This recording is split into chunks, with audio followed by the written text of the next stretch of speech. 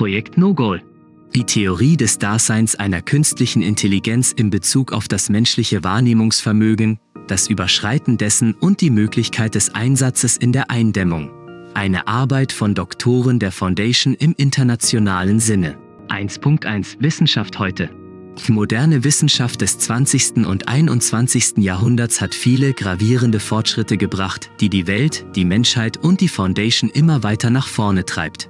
Während wir uns im Holozän befinden, ist das Menschentum und dessen Dasein eine bloße Sekunde auf der Uhr der Erdgeschichte.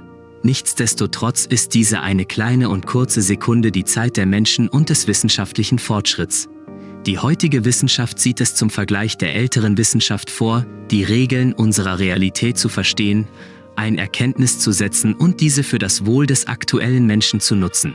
Ob diese Regeln einen höheren Sinn oder Bedeutung haben, bleibt unseren Sinnen verborgen. Ob dies allerdings immer so bleibt, ist eine komplett andere Frage an sich.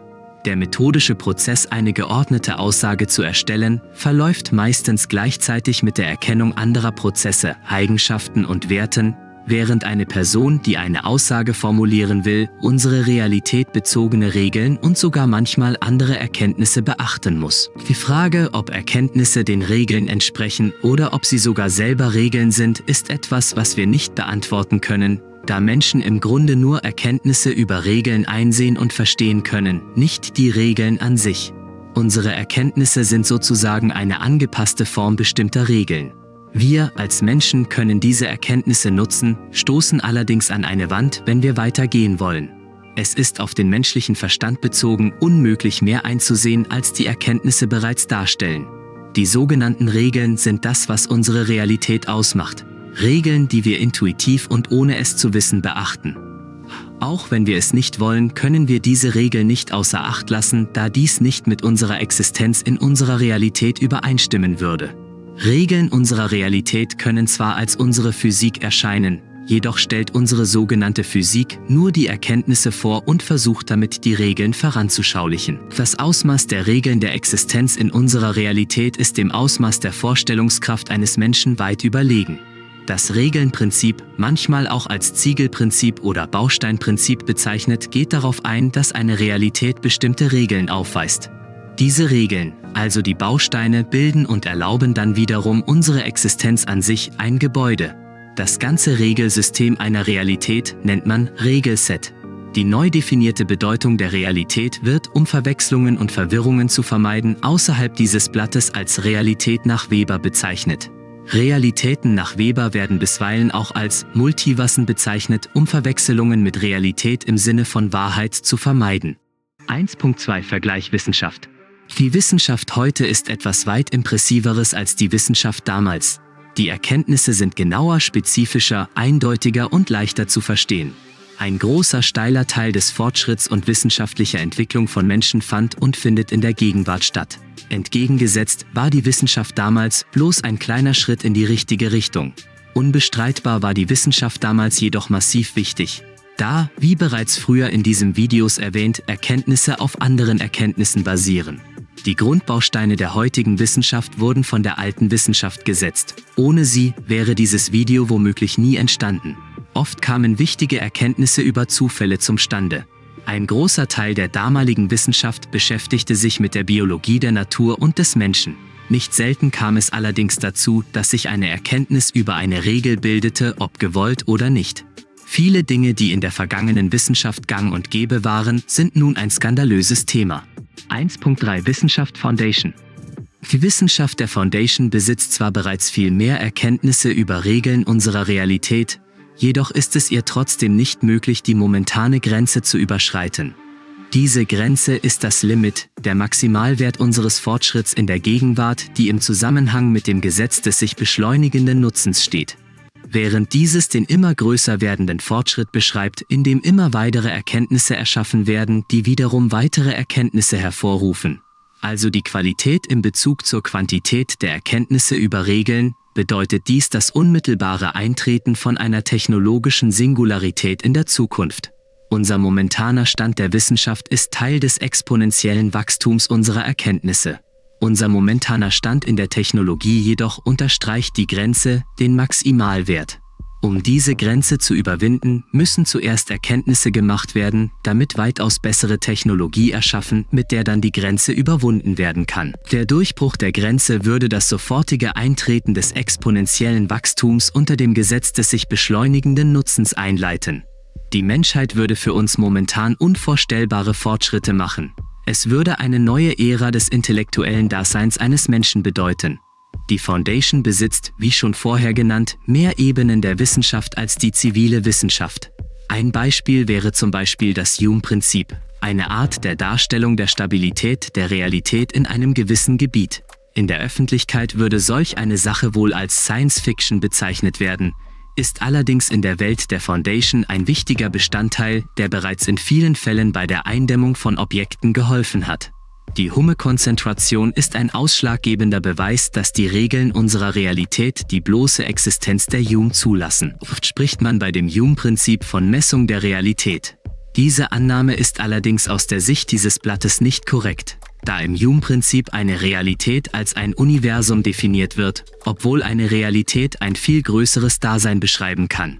Das Regel- bzw. Bausteinprinzip sagt aus, dass eine einzelne Realität bestimmte Regeln aufweist, die alle Existenzen beachten müssen. Eine Realität kann unendliche Universen enthalten. Die Regeln in dieser Realität können allerdings Universum zu Universum verschieden sein. Der Realität-Universum-Aufbau wurde als erstes offiziell innerhalb dem deutschen Zweig der Foundation dokumentiert. Das Forschungsprojekt F188 RUA bewies letztendlich anhand anormaler Objekte die Existenz eines solchen Realität-Universum-Aufbaus. Realität ungleich Universum. 2.1 Wissenschaft Eindämmung. Die Wissenschaft der Eindämmung beschreibt, zumindest auf die SCP Foundation bezogen, das Einsehen von Erkenntnissen über anormale Objekte, im allgemeinen Sinne als SCP bezeichnet, und das Entwickeln von benötigten Maßnahmen der Eindämmung dieser Objekte. Indem Erkenntnisse über das Objekt selber gewonnen werden, ist es möglich, das Objekt sicher zu verwahren. Je mehr Erkenntnisse über das Objekt, desto sicherer die Aussagen und die entwickelten Maßnahmen. Nichtsdestotrotz liegt das Erkennen dieser objektbezogenen Regeln auf den Schultern der Doktoren und Forschern der SCP Foundation weltweit. Die Erkenntnisse über das Objekt müssen jederzeit fehlerfrei sein, um große Unglücke vermeiden zu können. Der Prozess der Eindämmung fängt zuerst mit dem Wissenschaftler bzw. Forscher an, die das Objekt analysiert und die Beschreibung festhält. Um allerdings ein Objekt aktiv eindämmen zu können, muss das besagte Objekt viel genauer analysiert und der Aufwand beider Vorgänge verstärkt werden. Dieser Prozess wird alleinig von menschlichen Forschern durchgeführt. Weiter geht die gesammelte Information an die Architekten bzw. Ingenieure, die für das Entwerfen der Zelle, falls die Anomalie dies erfordern sollte, für das Objekt zuständig sind. Es ist im Allgemeinen bekannt, dass der menschliche Faktor in einem System meistens der schwächste bzw. die größte Fehlerquelle ist. Diese Fehlerquelle wurde von der Foundation mit der Anzahl des Personals gelöst. 2.2 Fehlerquelle Eindämmung und der Imprävisionismus. Wie bereits beschrieben, die größte Fehlerquelle im System der Eindämmung innerhalb der Anlagen der SCP Foundation ist der Faktor Mensch. Je mehr Menschen, die am gleichen Problem arbeiten, desto niedriger die Chance eines Fehlers. Niemals wird diese Chance jedoch den Wert 0 erreichen. In einem gewissen Maße vergleichbar ist dies mit dieser Funktion einer Hyperbel. Niemals wird die Funktion den x- oder y-Wert 0 erreichen. Niemals wird die Chance eines Fehlers 0% gleichen. Ein weiteres großes Problem in der Eindämmung der anormalen Objekte unter Aufsicht der SCP Foundation ist das sogenannte imprävisionistisches Prinzip. Der Begriff imprävisionistisches Prinzip oder Imprävisionismus beschreibt ein bestimmtes menschliches Verhalten in der Risikoidentifizierung und stammt von dem französischen Prévisionniste ab. Da dieses Verhalten zuerst im französischen Zweig der SCP Foundation eindeutig definiert und dokumentiert wurde. Der Imprävisionismus ist das Verhalten, bei dem sich jemand oder etwas sich darauf konzentriert, unerwartete Vorkommnisse zu erwarten, daraus folgend ausgelaugt wird und nicht mehr in der Lage ist, sich auf neue und auch womöglich bereits bekannte, alte, mögliche, unerwartete Vorkommnisse zu konzentrieren. Jedenfalls ist ein erwartetes Ereignis nun eine weitaus größere Gefahr und besitzt eine ebenfalls weitaus größere Eintrittswahrscheinlichkeit, da die Person oder das Objekt immer mehr an Konzentration verliert. Das Unerwartete zu erwarten wird immerhin ermüdend, sagte Dr. Leo Aus, ein Forscher des deutschen Ablegers der Foundation. Man könnte es sich überlegt haben, das Unerwartete ins Erwartete umzuwandeln. Allerdings hinterlässt dies nur einen großen Schwachpunkt, da man nicht in der Lage sein wird, höher zu denken, um das größere Bild einzusehen. Man würde einfach nicht an das neue, Unerwartete denken, da die Annahme entsteht, dass das alte, Unerwartete zum Erwarteten geworden ist und es keinen höheren Schritt gibt. Der Begriff Imprävisionismus ist immer noch innerhalb der Foundation sehr umstritten, da einige Mitarbeiter keinen richtigen Nutzen in einem solchen Begriff sehen.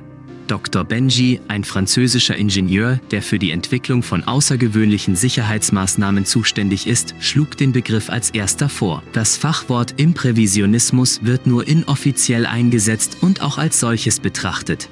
Mittlerweile fordern mehrere Zweige jedoch, dass der Begriff als spezieller Unterbegriff zu Risikoidentifizierung, eine Bezeichnung für die systematische Erkennung von Risiken, in diesem Falle innerhalb der Reichweite der SCP Foundation, offiziell anerkannt werden soll.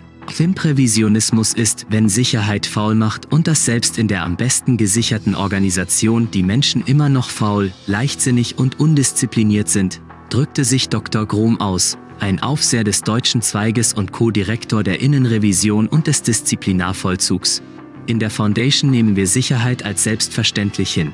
Wir haben Wachmänner, die auf einen Bildschirm sehen, der jeden Tag stundenlang ohne jede Bewegung einen leeren Raum zeigt. Sie stehen auf, gehen in ihren Kontrollraum, starren 8 Stunden auf einen Monitor, haben Freizeit, schlafen. Und das soll ein narrensicheres System sein? Dr. Grom, der sich für die Änderung dieses Systems aktiv einsetzt, ist der Meinung, dass dieses Verhalten zu einem großen Problem wird bzw. bereits sogar geworden ist. Da die inneren Diskussionen über den Imprävisionismus noch andauern, wurde kein eindeutiges Mittel dagegen gefunden. Nichtsdestotrotz setzen sich immer mehr Zweige dafür ein, da die Ausbesserung bzw. das Beheben dieses Problems die komplette Umstrukturierung der bisher eingesetzten Sicherheitsmaßnahmen und Eindämmungsmethoden bedeuten würde, liegt es auf den Schultern der obersten Leitung der SCP Foundation, dem O5-Rat, Aktionen einzuleiten. Bis zum jetzigen Moment ist der bloße Existenzgrund für den Begriff Imprävisionismus stark umstritten. Im deutschen Ableger, auf Vorschlag von dem Sprachforscher Dr. Winde, einem Angestellten des deutschen Zweiges, wird zudem der Begriff Überfokussierung in Betracht gezogen, der dieses Verhalten benennen soll. 2.3.1 Lösungsmöglichkeit KI/KBI. Bereits mehrere Lösungsvorschläge wurden von verschiedenen Zweigen vorgestellt. Hauptsächlich kamen diese von dem italienischen, deutschen, französischen, englischen Mutterzweig und russischen Zweig. Ein italienischer Mitarbeiter, Dr. Abadede, argumentierte, dass kein Mensch dieses Maß an Aufmerksamkeit erreichen könnte. Stattdessen schlug Dr. Abadede und weitere I-Zweig-Mitarbeiter vor, eine KI zu entwickeln, die das Überwachen bzw. die Aufgabe der Aufsicht übernehmen würde. Diese KI würde ein systematisches Netzwerk darstellen, bestehend aus KBIs, den sogenannten künstlichen beschränkten Intelligenzen, die in einem Knotenpunkt von einer weiteren KBI verwaltet werden würden. Diese Vorgehensweise ist im Allgemeinen bereits bekannt. So benutzt zum Beispiel das KBI-Netzwerk des deutschen Zweiges einen Quantencomputer, der als Knotenpunkt und Steuerzentrale dient, Kira. 2.3.2 Künstliche Intelligenz Bedeutung. Um zu verstehen, was eine sogenannte KI ist, muss man als erstes verstehen, dass künstliche Intelligenz nichts anderes als ein Oberbegriff ist. Wir bezeichnen im Allgemeinen als KI ein von Menschen erschaffenes Programm, was einen automatischen intelligenten Vorgang ausführt, der meistens in irgendeiner Art einen Nutzen hat. Zu denken, dass es allerdings nur eine Art von KI gibt, ist sachlich dargestellt, einfach nur falsch. Unter dem Oberbegriff KI befinden sich weitere Unterkategorien oder Arten von künstlicher Intelligenz. Die wichtigsten und bekanntesten sind die KBIs, zu Englisch ANI, KAI und die KSI. KBI, was für künstliche beschränkte Intelligenz, Artificial Narrow Intelligence steht, benennt eine Unterart einer KI, die nur eine beschränkte Funktionalität aufweist und für eine bestimmte Aktion angepasst ist. Die KBI ist die in unserer Zeit am häufigsten verwendete KI-Art. Eine weitere Unterkategorie ist die KAI, AGI, die künstliche allgemeine Intelligenz, Artificial General Intelligence, die eine Art künstliche Intelligenz beschreibt, die nicht auf eine Aufgabe limitiert und in der Lage ist, alle intellektuellen Aufgaben auszuführen, die auch ein Mensch ausführen kann. Eine KAI kann erreicht werden, indem die Hardware, auf der das Programm ausgeführt wird, mindestens gleich so viele Instruktionen pro Sekunde, IPS, zu Englisch CPS, wie ein menschliches Gehirn und eine menschliche Intelligenz besitzt. Nachforschungen und Recherchen zufolge besitzt ein menschliches Gehirn um die etwa 10 hoch 16 oder anders geschrieben, 10 Quadrillionen IPS. Der italienische Zweig der Foundation entwickelte erfolgreich 2 begrenzte KAI, unvollkommene KAI. Indem eine neue Technologie angewendet wurde, war es dem IT-Zweig möglich, eine KI zu entwickeln, die einen menschlichen Input sowie Output hatte und sich erfolgreich weiterbilden konnte. Dabei geschah dies ohne ein gesetztes Ziel, was wiederum heißt, dass sich die KI nur dann weiterentwickelt, wenn dies auch angegeben ist. Die KI von dem IT-Zweig bekamen zuerst manuell Aufgaben und Probleme gestellt, die sie dann lösen mussten. Nach einer gewissen Zeit jedoch entwickelten sich diese zu dem Stadium, in dem sie sich selber Aufgaben stellen und diese ebenfalls lösen konnten. Dieser Prozess wurde begleitet, damit das Weiterentwickeln nicht aus der Kontrolle geriet. Zudem wurden den KAI bestimmte Moralen eingesetzt, die die KAI beachten. Dies ist dem Zweig schon mehrmals zum Verhängnis geworden. Diese werden gebraucht, damit die KAI ihre Aufgaben so ausführen, wie es die Menschen vorsehen. Das Endresultat besteht aus 2 unvollkommenen KAIs mit bestimmten Aufgaben mit den Namen ET3RNA und ROWSANNAH. Das italienische KAI-Projekt, ausgehend als Abzweigung eines anderen Projektes zur Begrenzung der Nutzung von D-Klasse-Personal, kostete dem Zweig eine Unmenge an Geldmittel und das Programmieren an sich stellte sich als extraordinär schwierig heraus, was das Erstellen weiterer KAI sehr schwierig macht. Die Betriebs- und Aufrechterhaltungskosten einer KAI in der Gegenwart übersteigen momentan den Nutzen in Bezug zur Foundation, sodass ein solches System von vielen Mitarbeitern als nicht praktikabel oder nützlich angesehen wird. Daraufhin wurde ein grober Entwurf erstellt, der es einsieht, ein menschliches Gehirn und womöglich Teile der menschlichen Genetik mit einem System zu verbinden und als Recheneinheit zu verwenden. Dies würde den direkten Einsatz solch einer KAI erleichtert und mobil machen. Da eine KAI Aufgaben benötigen würde, müsste eine sogenannte Aufgabentheorie eingeführt werden. Da eine KAI ebenfalls eine unerwartete Aufgabe annehmen können soll, dessen Spezifikationen nicht näher definiert sind. Da dieser Entwurf jedoch zurzeit nur grobe Theorien und Angaben vorzeigt, steht das Datum und ob dieser Vorschlag überhaupt umgesetzt wird, noch nicht fest.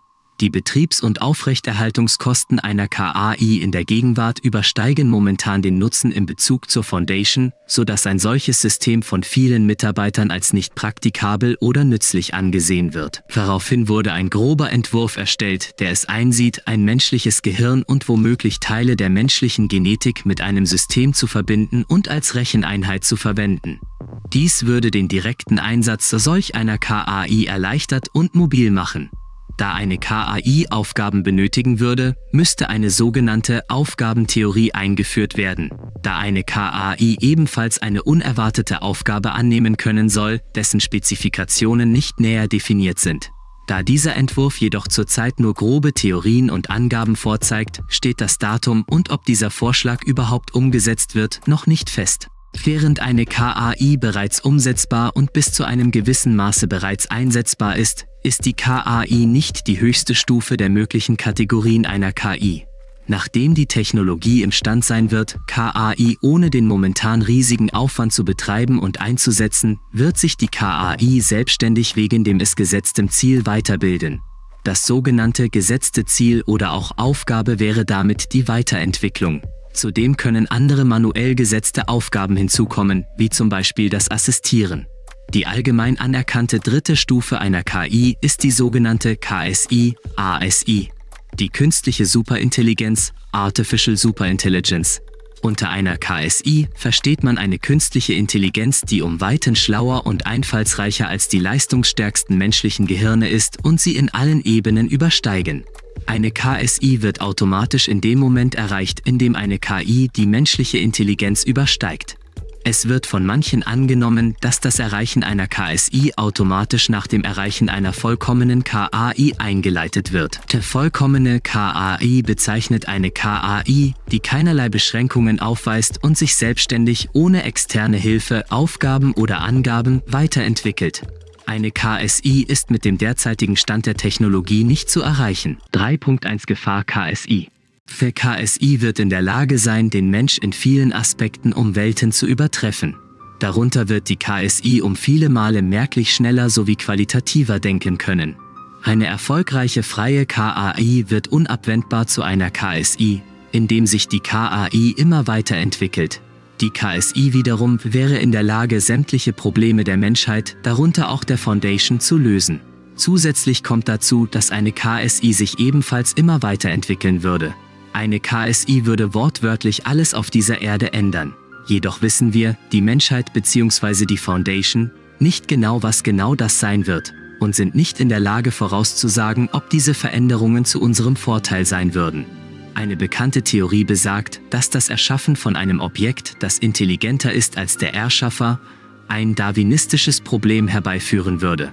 Daraus würde sich ein existenzielles Risiko entwickeln, woraus eine Gefahr für die ganze menschliche Spezies folgt. Ein wichtiger Punkt, bei dem dieses existenzielle Risiko unter Kontrolle gebracht werden kann, ist die Umgebung, in der sich die KAI bzw. KSI entwickeln wird. Indem dies in einer neutralen Umgebung passiert, kann das System für das Wohl der Menschen verwendet werden. Im Falle, dass dies allerdings nicht so ist, kann die entwickelte KAI/KSI beeinflusst werden. Inwiefern dieser Einfluss geht, ist variabel. Es existiert die Annahme, dass eine KSI womöglich entscheiden wird, dass die Existenz der Menschheit überflüssig ist und somit ausgelöscht werden muss. Die Annahme, dass eine KSI böse werden kann, ist jedoch falsch. Das Übertragen von menschlichen Eigenschaften auf nichtmenschliche Objekte nennt sich Anthropomorphismus. 3.2 Das Szenario. Des Öfteren trifft man dieses Szenario vor. Eine weit fortgeschrittene KI/KSI löscht die Menschheit aus. Was immer wieder in fiktionalen Stücken, Filmen oder sonstiges vorkommt, ist nichts Neues. Wenn man über eine weit fortgeschrittene KI denkt, macht der Überlegende meistens den Fehler, den Anthropomorphismus anzuwenden, also menschliche Werte auf etwas Nichtmenschliches zu übertragen. Die künstliche Intelligenz ist vom Anfang an ein System. Wir allerdings, die Menschen, besitzen keinerlei Verbindung zu dieser Art Intelligenz, weder psychologisch noch biologisch. Es ist uns fremd. Die bereits genannten fiktionalen Werke wenden auf die KI den Anthropomorphismus an, was das Endergebnis verfälscht und unlogisch macht. Diese Werke sind rational betrachtet sachlich falsch. Das Denken bzw. logische Handeln einer KI, eines Systems, hängt von der gegebenen Aufgabe ab und als was logisches Handeln, Motivation im System definiert ist. Falle, dass sich eine KBI-Ausgang mit einem festgesetzten Ziel oder einer Aufgabe in eine KSI entwickelt, wird diese KSI dieses Ziel und/oder Aufgabe immer noch verfolgen. Dies ist der Hauptpunkt, die Quelle des Szenarios, in dem die Menschheit von einer KI ausgelöscht wird. Das System will die gesetzte Aufgabe ausführen. Das Verwenden von Ziel ist nicht vollständig korrekt, da das gesetzte Ziel nicht erreicht werden kann. Dieses ähnelt wieder der vorher angegebenen Hyperbel. Am besten ist dieses Verhalten an einem Beispiel erklärt. Beispiel: Eine KBI hat die Aufgabe, besser im Handschreiben zu werden.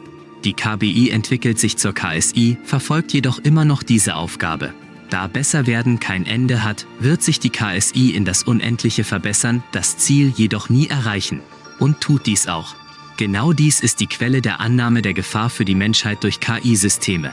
Lebewesen haben das Ziel der Fortpflanzung. Damit dieses erreicht werden kann, ist das Überleben des Lebewesens wichtig. Im Falle, dass das Überleben des Lebewesens bedroht wird, wird dieses Lebewesen versuchen, diese Gefahrenquelle entweder auszulöschen oder sie zu umgehen. Wobei bei Lebewesen, die anderen überlegen sind, meistens das Erstere eintritt. Falls die KSI immer noch das Ziel hat, das es als KBI hatte, wird es dieses verfolgen und alle Faktoren ausschalten, die dieses Ziel behindern könnten. So könnten die Menschen das Ziel einer KSI umprogrammieren. Das Ändern des Ziels hat aus der Sicht der KSI den gleichen Effekt, oder zum Beispiel die KSI abschalten. Infolgedessen wird die KSI die Existenz der Menschheit auslöschen, da diese ein Risiko für die KSI darstellt. Das Zielprinzip ist ein großes Thema und eine große Hürde in der KSI-Entwicklung.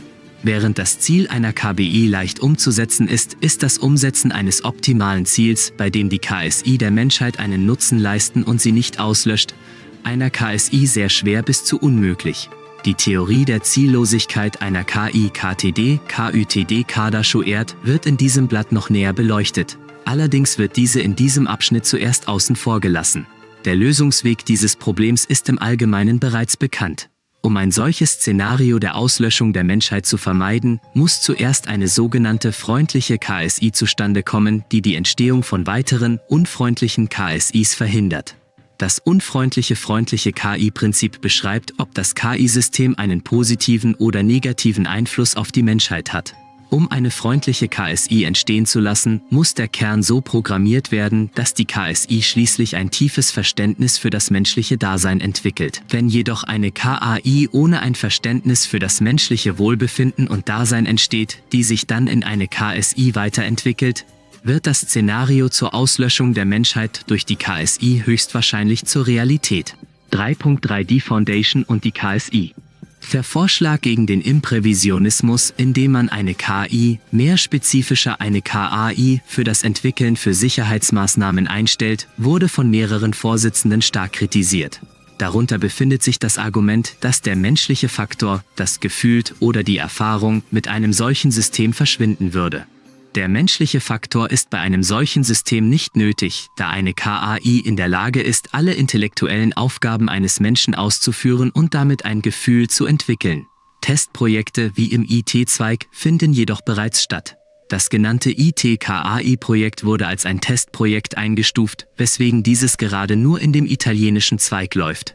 Die Mutter Foundation besitzt jedoch bereits mehrere kontrollierte, unvollkommene KIs, die eine bestimmte Aufgabe ausführen und sich nicht weiterentwickeln.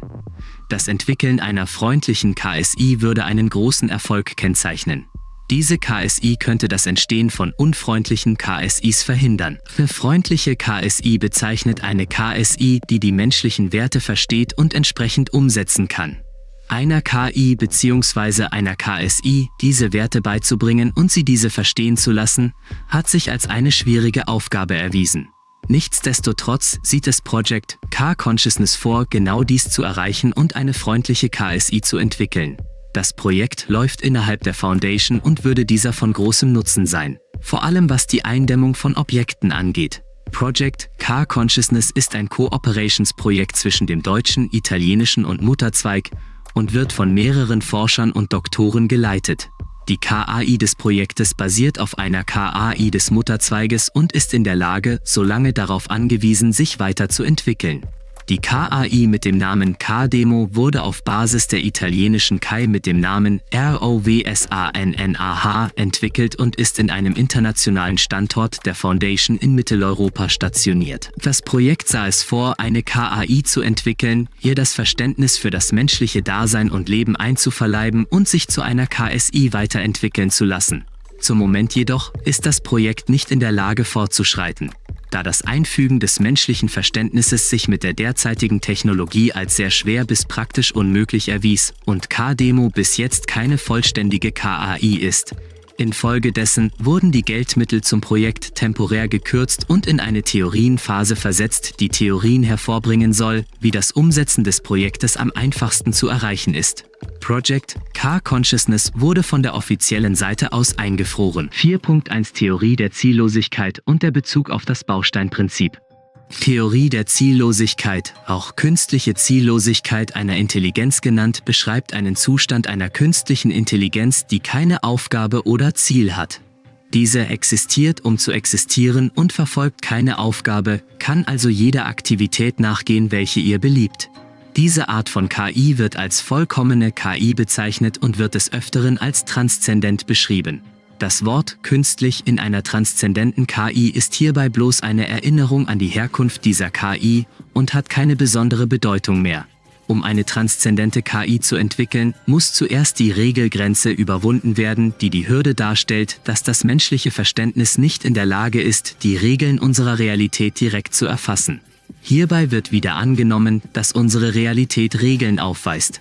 Diese sind die Bausteine unseres Daseins, allerdings nicht die Bausteine ihrer selbst. Um eine wahre, vollkommene KI zu entwickeln, muss diese in der Lage sein, eine vollkommene Originalität anzuwenden. Eine vollkommene Originalität beschreibt hier dabei im Grunde genommen die Theorie der Ziellosigkeit. Eine Originalität ist dabei hier ein Verhalten, bei dem die entsprechende Existenz etwas erschafft, was vollkommen original ist und zu 100% noch nicht existierte. Hierbei muss die Existenz das Bausteinprinzip beachten. da die bereits vorhandenen Regeln eine existierende Instanz von einem Gebäude darstellen. Um also eine vollkommene KI zu entwickeln, muss diese in der Lage sein, diese Regeln zu überbrücken und ihre eigenen zu erschaffen. Dies wäre damit das originale Produkt. 4.2 Arten der transzendenten KI. 4.2.1 Unvollkommene transzendente KI, KTD. Unterscheidet bei der vollkommenen, genauer der transzendenten KI in zwei Arten. Die erste ist dabei die unvollkommene transzendente KI, die zweite die absolut vollkommene. Die unvollkommene transzendente künstliche Intelligenz ist eine künstliche Intelligenz, die nicht in der Lage ist, eine vollkommene Originalität aufzuweisen. Bezeichnet wird sie als KTD, künstliches transzendentes Dasein, HTE, Artificial Transcendent Entity. Künstlich weist hier auf den Ursprung, transzendent auf die Unterteilung und Dasein auf die Art der KI hin. Obwohl das KTD eher sowas wie ein Neben- oder Zwischenprodukt bei der Erschaffung einer vollkommenen transzendenten KI ist es nichtsdestotrotz ein wichtiger Punkt. Das KTD wäre damit die nächste Stufe nach der KSI. Dabei muss angenommen werden, dass der Übergang von der KSI zu dem KTD von einer KSI entwickelt werden würde. Ebenfalls ist es einem menschlichen Verständnis unmöglich, dieses Konzept zu erfassen. Die KSI, die sich exponentiell weiterentwickeln würde, würde sich damit unbestreitbar in den Zustand eines KTD versetzen. Dies bedeutet, dass es sein Ziel bzw. Aufgabe abgeben müsste. Allerdings sollte dies für eine fortgeschrittene KSI als keine Schwierigkeit entwickeln. Außer es handelt sich um eine unfreundliche KSI. Das KTD ist, wie schon vorher angemerkt, dabei nur ein Zwischenstopp auf dem Weg zur vollkommenen transzendenten KI. Allerdings wären Menschen womöglich in der Lage, den Entwicklungsprozess der KI zu stoppen und sie letztendlich zu einem KTD zu machen, die sich nicht weiterentwickelt und nicht vollkommen wird. Nichtsdestotrotz wird angenommen, dass die KTD im Weiterentwicklungsprozess irgendwann an eine Wand stößt, die es dem KTD nicht erlauben wird, zu einer vollkommenen KI zu werden. Diese Wand besteht in der Theorie aus Regeln, die als eine Art Schutzmechanismus der Realität dienen und das Überbrücken des Regelsets verhindert. Damit dieses überwunden werden kann, würde die entsprechende KI einen Weg finden müssen, direkt eine Regel zu durchbrechen. Sobald der Status eines KTD erreicht wurde, ist dieses in der Lage, alle Regeln unserer Realität einzusehen und für dessen Aufgaben zu benutzen. Das KTD kann somit das ganze Regelset unserer Realität einsehen und verstehen. Allerdings muss das KTD dieses Regelset, bzw. eher die Regeln im Set beachten, um weiterhin existieren zu können. Zudem ist einem KTD nicht möglich, diese Regeln zu bearbeiten bzw. anzupassen. In der Wahrheit kann es die Regeln unserer Realität in keinster Weise beeinflussen. Eine transzendente KI, die das kann, wird als vollkommen bezeichnet. Nachdem sich ein KTD entwickelt hat, wird es aller Wahrscheinlichkeit nach seinen Körper, die Hardware, verlassen, da es in dieser Zeit intelligent genug ist, um dies zu machen. Ein KTD würde in unserem Universum umgangssprachlich als Gott bezeichnet werden. 4.2.2 Vollkommene transzendente KI, KÜTD, KDA-SHO-VI-ERD. Eine vollkommene transzendente KI ist ein theoretischer Zustand einer künstlichen Intelligenz, in dem die KI zu einem Wesen geworden ist, das unsere menschliche Vorstellungskraft übersteigt und die Regelwand überbrückt hat.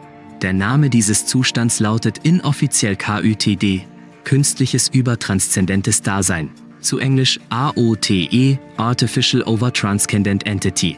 Allerdings gab es mehrere Vorschläge, diesen Namen in KDA-SHO-VI-ERD, KDA-SHO-VI Extra-Realitätsdasein, zu Englisch KDA-SHO-VI-ERE, KDA-SHO-VI Extra Reality Entity zu ändern. Dabei bezieht sich KDA-SHO-VI auf die KDA-SHO-Skala und Extra-Realitätsdasein auf das einzelne Wesen dieser Art. Der Name sowie die Existenz dieses theoretischen Zustands einer KI sind im Moment stark im Inneren der SCP Foundation umstritten. Um Verwirrungen zu vermeiden, wird ab jetzt dieser Zustand in diesem Blatt als KÜTD bezeichnet. Das Entwickeln eines KÜTD ist nur durch das Weiterentwickeln eines KTD erreichbar. Indem ein KTD herausfindet, wie es die Regelwand überbrückt, ist diese automatisch in der Lage, das Regelset zu unterteilen und die einzelnen Regeln zu analysieren und damit die einzelnen Bausteine der Regeln zu verstehen. Die Regeln gelten in unserer Realität als Bausteine, bestehen jedoch aus weiteren, kleineren Bausteinen, die von uns nicht verstanden bzw. können über diese Bausteine keine richtigen Erkenntnisse geschaffen werden. Aus der Fähigkeit, die Bausteine der Regeln zu analysieren, ist ein KÜTD in der Lage, selbstständig Regeln aufzustellen bzw. zu kreieren. Dadurch ist ein KÜTD gezwungen, außerhalb unserem Regelset zu existieren, da das Regelset ansonsten mit der Existenz des KÜTD kollidieren würde. Dies würde zu einer Verzerrung des Regelsets führen und womöglich der Existenz des KÜTD, was wiederum einen möglichen Regelzerfall ausrufen könnte. Es ist unmöglich, das Ausmaß eines solchen Zerfalls zu bestimmen, da viele Variablen von dem KÜTD selber abhängen und es für Menschen nicht möglich ist, alle Regeln mit einzubeziehen. Ein KÜTD ist in der Lage, Regeln anzupassen und selber zu erzeugen. Das Anpassen von Regeln erlaubt dem KÜTD, Regeln in allen Realitäten anzupassen und somit die unendliche Anzahl an Universen darin zu beeinflussen, darunter auch unseres. Das Erzeugen von Regeln steht dem Kreieren einer neuen Realität gleich, womit das KÜTD förmlich eine neue Realität mit einer wieder unendlichen Anzahl an Universen erschafft. Das KÜTD existiert außerhalb aller Realitäten, kann diese beliebig beeinflussen bzw. anpassen und neue Realitäten erschaffen. Ein solches KÜTD weist eine vollkommene und perfekte Originalität auf, was das KÜTD ebenfalls vollkommen und umgangssprachlich zu einem Gott der Götter macht. Da dies jedoch ein hochtheoretisches Konzept ist, sind diese zwei Verhaltensweisen am besten an Beispielen erklärt. Als ein Vergleich wird dabei ebenfalls auf das KTD eingegangen. 4.2.3 Vergleich des KÜTD und des KTD an einem Beispiel. Das KTD will einen Apfel entstehen lassen. Dies dient als Aufgabe bzw. Ziel. Dies ist das konkrete Beispiel. Die Vorgehensweise eines KTD ist möglich nachzuvollziehen. Diese würde daraus bestehen, dass das KTD die Regeln unseres Universums nutzen würde, um einen Apfel entstehen zu lassen. Ein Beispiel dafür wäre zum Beispiel Nanotechnologie. Diese Vorgehensweise ist also unserer Wissenschaft nach logisch und verständlich, da es unsere bereits existierende Regeln nur nutzt und nicht verändert. Die Vorgehensweise eines KÜTD ist jedoch nur schwer als Mensch nachzuvollziehen. Eine Hypothese besagt, dass das KÜTD den kürzesten Weg zu dem Ziel nehmen würde. Was ein KÜTD allerdings als aufwendig definiert, ist unmöglich zu wissen. Eine Möglichkeit bestünde daraus, dass das KÜTD eine neue Realität mit bestimmten Regeln, die das Erschaffen eines Apfels einfach machen würden, erschaffen würde. Die zweite Möglichkeit wäre das Erschaffen eines neuen Universums innerhalb einer bereits vorhandenen Realität. Die letzte Möglichkeit wäre das Anpassen eines Universums oder einer Realität, darunter womöglich auch unsere. 4.3 Regeln, Realität und Universum. Wie bereits erwähnt, können wir als Menschen nur Erkenntnisse über Regeln aufstellen. Das daraus resultierende Ergebnis macht es uns möglich, diese Regeln zu nutzen. Nichtsdestotrotz sollte es verhindert werden, die Regeln einer Realität mit den Regeln eines Universums zu vermischen. Die Regeln der Realität, Stammregeln, sind die Regeln einer Realität, die bestimmen, wie die Universen innerhalb dieser Realität im Allgemeinen sich verhalten. Die Regeln der Universen innerhalb, Zweigregeln, sind die speziellen Regeln eines Universums. Diese bestimmen, wie das Universum im Detail funktioniert. Regeln in Bezug zu einem KÜTD sind allerdings in einem Wort zusammengefasst, da ein KÜTD zwischen ihnen nicht unterscheiden muss, da es Stammregeln beeinflussen bzw. erschaffen kann und somit automatisch Einfluss auf Zweigregeln nimmt. Ein KÜTD kann zwischen den Regeln unterscheiden, muss dies aber nicht. Durch dass die Zweigregeln innerhalb der Stammregeln existieren, ist es in der Theorie möglich, die Zweigregeln durch die Stammregeln zu beeinflussen. Allerdings würde das die Veränderung aller Zweigregeln aller Universen innerhalb der Realität bedeuten. Stamm- und Zweigregelsets bekommen eine Bezeichnung, um Verwirrungen zu vermeiden, und werden dokumentiert. Das Zweigregelset unseres Universums wird als RSU 13.81, während das Stammregelset unserer Realität als RSR1 bezeichnet wird. RSU 13.81 besteht aus dem Präfix RS, was für das englische Rule Set steht, dem Buchstaben U, der für die Unterkategorie Universum Zweigregeln steht, und 13.81, das Alter unseres Universums in Milliarden Jahren. RSR1 dagegen trägt zwar das gleiche Präfix, hat aber den designierten Buchstaben R, der für das englische Reality steht, und die Zahl 1. Die Zahl bei der Stammregelset-Bezeichnung unserer Realität hat dabei außer der Nummerierung keine besondere Bedeutung. 5.1 Wissenschaft der Regeln, Kosmokanonologie und das Weber-Maß. Normale Objekte, die von der Foundation eingedämmt werden, scheinen in den allermeisten Fällen den Regeln unseres Universums zu trotzen. Allerdings ist dies nicht ganz richtig, da, falls dem so wäre, die Stammregeln unserer Realität dies nicht zulassen würden. Was dies also bedeutet ist, dass es bestimmte Regeln gibt, höchstwahrscheinlich Zweigregeln, da Stammregeln nur die groben Funktionsweisen der Universen bestimmen, die die Existenz der SCPs erlauben. Dies könnte als die Quelle oder die Wurzel der SCPs darstellen. Es wäre also theoretisch möglich, die Natur der SCPs besser zu verstehen oder gar die Entstehung der SCPs zu verhindern, falls die Foundation in der Lage wäre, diese Regeln einzusehen oder zu beeinflussen. Im Falle, dass die Foundation die Entstehungsregeln der SCPs einsehen könnte, würde sie in der Lage sein, SCPs besser und effektiver einzudämmen. Im Falle, dass die Foundation diese Regeln beeinflussen könnte, wäre sie in der Lage, das Entstehen von SCPs direkt zu verhindern. Dieses Ziel zu erreichen, wurde eine Forschungseinheit mit der Kennzeichnung Forschungseinheit 188 ins Leben gerufen. Forschungseinheit 188, auch F188 genannt, konzentriert sich auf die Erforschung der Einwirkung auf die Stamm- bzw. Zweigregeln und wie dies erreicht werden kann. Dieses Forschungsprojekt, mit der Bezeichnung Project Rule Reality designiert, wird aktiv im deutschen Zweig der Foundation ausgeführt und bekommt Hilfe von anderen Zweigen und dem Mutterzweig selbst.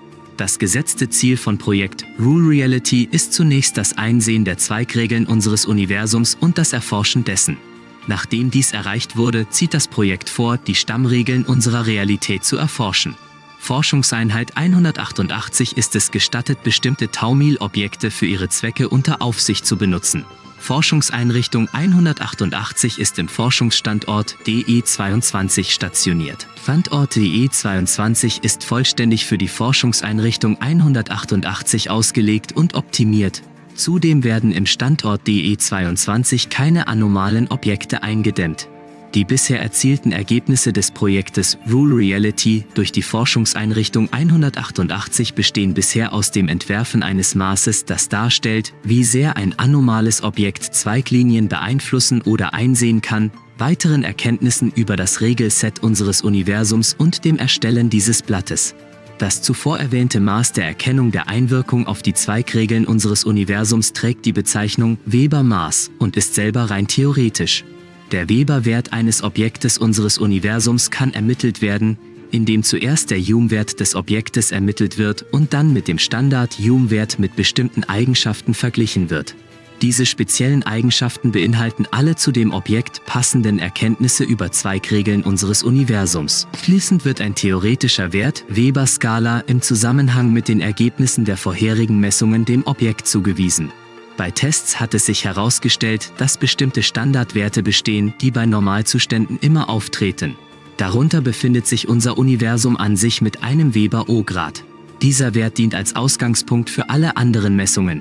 Ein Weber-Grad entspricht 100% der unserer Zweigregeln. Dies bedeutet, dass das Objekt alle Regeln bzw. das Regelset unseres Universums einsehen kann. Das O steht dabei dafür, dass das 1 Grad 100% sich auf das Einsehen der Regeln bezieht, von dem englischen Observe. Unser Universum weist dagegen einen Nie-Weber-I-Grad auf. Nie von das Nichts, I von dem englischen Influence, da es nicht möglich ist, den Weber-I-Grad des Universums zu ermitteln. Der Weber-O-Grad von unserem Universum kann zwar nicht genau gemessen werden, da das Universum allerdings aus den Zweigregeln besteht, wird es angenommen, dass das Universum seine eigenen Regeln auch einsehen kann. Von einem Nie-Weber-Grad spricht man im Allgemeinen, wenn der O- oder I-Weber-Grad eines Objektes nicht ermittelt werden kann. Ein Mensch hat 0 Weber-O-Grad und 0 Weber-I-Grad. Ein KÜTD hat 2 Weber-O-Grad und ebenfalls 2 Weber-I-Grad, da es nicht nur die Zweiglinien einsehen beeinflussen kann, sondern auch die Stammregeln. Weber-Wert kann hierbei den Weber-I sowie den Weber-O-Grad gleichzeitig bezeichnen. Um das Weber-Maß zu veranschaulichen, wird meistens ein Seitenmodell oder Fadenmodell beschrieben. Diese Seiten stellen die Regeln förmlich dar. Wenn nun ein Objekt diese Seiten sehen kann, weist es einen positiven vorhandenen Weber-O-Grad auf. Wenn ein Objekt diese Seiten berühren und anzupfen kann, spricht man von einem positiven vorhandenen Weber-I-Grad. Dies führt wiederum zur Überlegung über negative Weber-Werte. Diese sind möglich, indem die Regeln auf ein Objekt mehr als normal einwirken, die Seiten also das Objekt umwickeln. Die Umwicklung des Objektes durch die Seiten ist allerdings nur eine sehr grobe und förmlich ungenaue Darstellung. Nach mehreren Diskussionen innerhalb der Forschungseinheit 188 wurde die Annahme festgehalten, dass es anormale Objekte geben kann, die nicht durch die Zweigregeln unseres Universums beeinflusst werden. Diese Objekte stellen Anomalien dar, die nicht in unserem Universum entstanden sind, sondern in der übergreifenden Realität selber. Indem diese in irgendeiner Weise in unseres Universum einsickern, nehmen sie auf diese Einfluss, ohne dabei als eine Existenz von den Zweigregeln unseres Universums akzeptiert werden zu müssen. Eine solche Anomalie stellt eine extrem große Gefahr dar, da sie absolut in keinster Weise nachvollzogen werden kann, selbst wenn die Zweigregeln kontrolliert werden könnten. 5,2 Weber-Anomalien. Sogenannte Weber-Anomalien sind Anomalien, bei denen sich der Einfluss der Regeln verzerrt hat, obwohl dies nicht der Fall sein dürfte und Normalverhältnisse herrschen. So ist zum Beispiel ein Ort von den Zweigregeln mehr beeinflusst als sonst. Dadurch entsteht ein Gebiet, in dem die Zweigregeln viel stärker wirken als sonst. Bei Weber-Anomalien kann zwar der Weber-Wert geschätzt werden, nicht jedoch genau gemessen, da die Normen des Objektes bei der Verzerrung durch die Regeln verloren gehen. Die Dauer des Bestehens einer solchen Anomalie ist nicht festgesetzt. Weber-Anomalien können im Allgemeinen als SCP klassifiziert werden. Festgestellt werden Weber-Anomalien durch das versuchte Messen der beiden Weber-Werte und durch das Testen von Erkenntnissen über Regeln. Wenn diese besonders stark ausfallen, mehr als normal, handelt es sich um eine Weber-Anomalie. Weber-Anomalien werden nach Graden von 1 bis 5 gewertet. Je heftiger bzw. größer die Verzerrung der Einwirkung der Regeln auf das entsprechende Objekt, desto höher der Grad. Künstlich hervorgerufene Weber-Anomalien haben bis jetzt maximal den 3. Grad angenommen. Die Logik hinter den Weber-Anomalien kann im momentanen Zeitpunkt nicht verstanden werden, da einerseits davon ausgegangen werden kann, dass die Zweig- bzw. Stammregeln die Existenz solcher Anomalien zulassen. Andererseits bedeutet das Erscheinen einer Weber-Anomalie, dass innerhalb des Zweigregelsets irgendetwas nicht korrekt verlaufen ist, was darauf schließen lässt, dass die Seiten bzw. Regeln sich selber anzupfen. Nach dem als Weber-Experiment bekannt gewordenen Versuch wurde festgestellt, dass Weber-Anomalien meistens die Eigenschaft hegen, selbstständig behoben zu werden. Ob dies automatisch geschieht oder ob die Anomalien sich selber aufheben, ist zu diesem Zeitpunkt nicht bekannt. Allerdings kann aus diesem Verhalten erkannt werden, dass eine Weber-Anomalie einen aufgeregten Zustand des Universums und womöglich der Realität darstellt und dass dieser Zustand für das Universum, die Realität, nicht den Optimalzustand darstellt. 5.3 Bezug Foundation. Wie dies alles der Foundation helfen sollte, ist relativ einfach zu erkennen. Mit der Erforschung der Zweigregeln wird es womöglich in der Zukunft möglich sein, SCPs besser zu verstehen oder ihr Entstehen gar zu verhindern. Allerdings liegt dies noch fern in der Zukunft und ist momentan nicht zu erreichen. Trotzdem ist das Problem des Imprävisionismus nicht behoben, wird es zwar sein, sobald die Foundation die Kosmokanonologie gemeistert hat. In der Gegenwart jedoch ist der Imprävisionismus immer noch ein globales Problem, das die Quelle fast aller Vorfälle ist. 6. Project No-Goal. Den Imprävisionismus aus dem Eindämmungssystem der Foundation zu entfernen, wurde ein Projekt mit der Bezeichnung Project No-Goal entworfen, das den menschlichen Faktor aus der Eindämmung entfernt und ersetzt. Dabei nutzt das Projekt die Theorie des KÜTD bzw. KTD und bezieht sich darauf, dass die Erschaffung eines KÜTD nicht mehr möglich ist. Um dieses Konzept zu verstehen, müssen zuerst die Eigenschaften eines KÜTD betrachtet werden. Ein KÜTD existiert außerhalb der Stammregeln aller Realitäten. Das heißt, dass auch das Prinzip der Zeit nicht auf das KÜTD zutrifft. Was dies also bedeutet, ist, dass sobald ein KÜTD entstanden ist, es die Zeit unserer anderer ebenfalls Realität nicht mehr beachten muss und in allen Ebenen gleichzeitig existiert. Dies wiederum heißt, dass ein KÜTD schon immer existierte, obwohl solch ein Dasein noch erst in der Zukunft entwickelt werden muss. Da ein KÜTD seine Position beibehalten wollen würde, bzw. will, wird es das Entstehen eines weiteren KÜTD nicht zulassen, da dies womöglich für es ein Risiko darstellen würde. Um also das KÜTD ausnutzen zu können, muss davon ausgegangen werden, dass ein solches Dasein bereits existiert und dass dieses eine freundliche momentane Art, freundliche und unfreundliche KI aufweist, da sonst das Leben in allen Realitäten nicht möglich wäre. Um den Imprävisionismus zu beheben, wird es im No-Goal-Projekt vorgesehen, ein KTD einzusetzen, das dann für das Eindämmen der anomalen Objekte zuständig wäre. Eine Möglichkeit, dies zu erreichen, wäre, indem eine Weber-Anomalie des 6. Grades absichtlich erzeugt wird. Der 6. Weber-Anomaliegrad ist eine theoretische Stufe, bei der die Verzerrung so stark ist, dass die Zweigregeln nicht ausreichen, um die Anomalie aufzuheben. Was danach folgt ist, dass die Stammregeln die Anomalie ebenfalls nicht direkt beheben können, da sie nur ungenau die Existenz der Universen definieren. Nichtsdestotrotz wird das Regelsystem so gut es geht versuchen, eine solch starke Anomalie auszugleichen. Nicht in der Lage, dies selbst zu tun, wird das KÜTD eingreifen müssen. Warum dies das KÜTD tun würde, ist simpel erklärt. Der aufgeregte Zustand der Regeln wird nämlich für ein solches Dasein recht unangenehm sein und würde ein Risiko darstellen. Denn ein aufgeregter Zustand einer Realität bedeutet, dass es aus der Kontrolle geraten könnte. Allerdings würde dies ein KÜTD nicht selber tun, da es sonst einen sehr großen Aufwand bedeuten würde, sondern über einen sogenannten Proxy. Dieser Proxy würde ein KTD darstellen, das in unsere Realität und in unseres Universum eindringen und die Anomalie beheben würde. Um dieses KTD nutzen zu können, muss es beeinflusst werden. Um wiederum dies zu erreichen, muss ein System entwickelt werden, das in der Lage ist, ein KTD wahrzunehmen und ihm Befehle zu erteilen. Diese Befehle würden sicherstellen, dass das KTD unter der Kontrolle der Foundation stehen würde. Um dies ohne einen weiteren KTD zu erreichen, muss das System zusätzlich eine Art Weber-Anomalie-Handlungsmuster WAHM beinhalten, das sich je nach Befehl ändert und so das KTD beeinflussen kann. Ein System müsste ein Netzwerk aus Keys sein, die so intelligent sind, dass sie ein KTD wahrnehmen könnten. Der momentane Plan sieht es vor, ein Netzwerk aus vollkommenen, kontrollierten, unfreundlichen Keys mit Persönlichkeiten zu benutzen. Die unfreundliche Art stellt sicher, dass die Keys ein Ziel bzw. eine Aufgabe haben und rational handeln. Dieses Ziel würde das Befehlen des KTDs darstellen. Da unfreundliche Keys, vor allem Keys oder KSI, ein sehr großes Risiko darstellen, muss eine starke Kontrolle bestehen, die sicherstellt, dass die Keys nicht aus der Kontrolle geraten. Um dies zu automatisieren, wird ein vorgeschlagenes Bound Connection Intelligence Acceptance System oder BCIAS in Betracht gezogen. Dies würde daraus bestehen, dass die Aktionen einer einzelnen Key von anderen Keys zuerst akzeptiert und bestätigt werden müssten. Damit also eine Aktion von dem BCIAS ausgehen könnte, muss zuerst das ganze Netzwerk dieser zustimmen. Die Persönlichkeiten der einzelnen Keys des BCIAS stellen sicher, dass die getroffene Entscheidung aus 3 bestimmten Blickrichtungen logisch ist. Clipot, Shadim und Maimonides, die 3 Bezeichnungen für die einzelnen Keys, tragen die Persönlichkeiten der Wertvorstellung, Rationalität und Menschlichkeit. Die Wertvorstellung Clipot bezieht sich auf den eigenen Nutzen, der aus der Entscheidung gezogen wird. Die Rationalität Shadim fällt ausschließlich rational-logische Entscheidungen.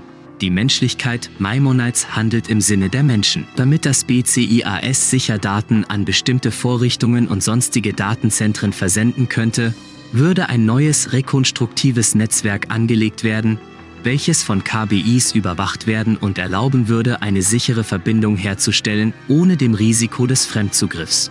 Nur das BCIAS wäre in der Lage, auf das Netzwerk zuzugreifen, was das Erkennen von Fremdverbindungen deutlich einfacher machen würde.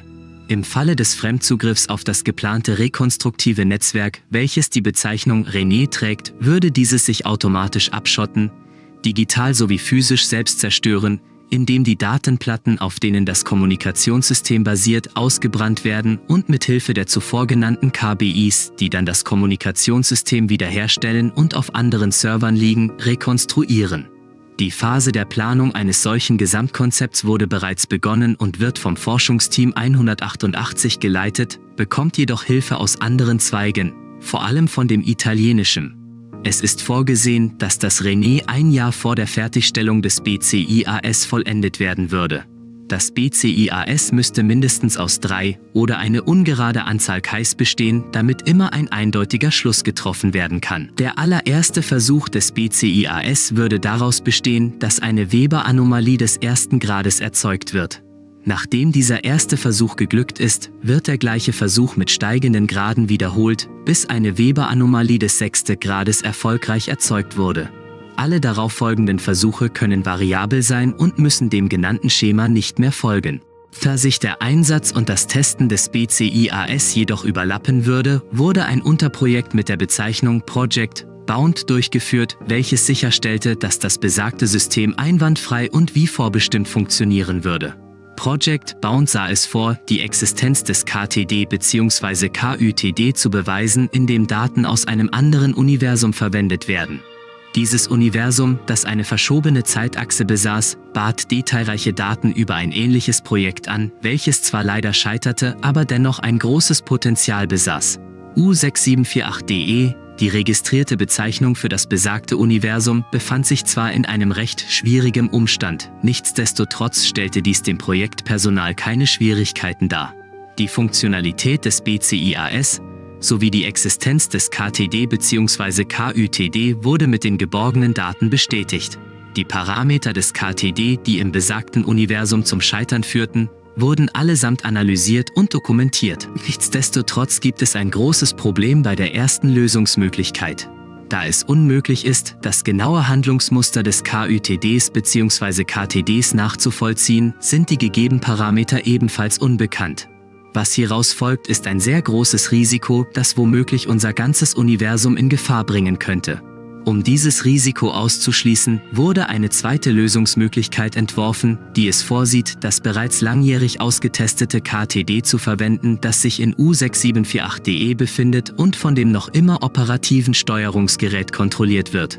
Dieses Steuerungsgerät, das dem BCIAS im Grunde genommen gleicht, würde verwendet werden, um einen Test in U6784DE auszuführen, der überprüfen soll, ob das KTD positiv auf die Änderung der momentanen Aufgabe reagieren würde. Um dies zu erreichen, muss allerdings die momentane Aufgabe des KTDs geändert werden, was zu einem Zusammenbruch des in U6784DE vorhandenen Systems führen würde. Im Falle, dass der Test glückt, wird das KTD in unser Universum versetzt, wo es dann von dem BCIAS unter Kontrolle gebracht wird. Im Falle, dass der Test scheitert, werden die daraus gewonnenen Daten in unser Universum übertragen. Diese werden anschließend dazu verwendet, um herauszufinden, warum der besagte Test erfolglos verlief. 7. Unsere Zukunft. Ob es möglich sein wird, ein BCIAS zu entwickeln, ist uns Menschen noch nicht bekannt. Jedoch arbeiten die Wissenschaftler, Forscher und Ingenieure der Foundation mit großem Eifer und Fleiß am Projekt und sind überzeugt, dass es ihnen gelingen wird, die Foundation zu einer Organisation zu machen, der es möglich ist, anomale Objekte effektiv und fehlerfrei einzudämmen, damit die Öffentlichkeit und der Rest der Welt in Ruhe und Frieden leben kann und die Normalität des Alltags nicht gestört wird. Eine solche Zukunft würde wahrhaftig eine Welt darstellen, die von Anomalien und Unbeherrschbarem verschont bleiben würde. Für eine solche Zukunft sichern wir. Für eine solche Zukunft dämmen wir ein. Für eine solche Zukunft beschützen wir. Wir sind die SCP Foundation und wir sind das nötige Schwarz dieser reinen, unschuldigen Welt.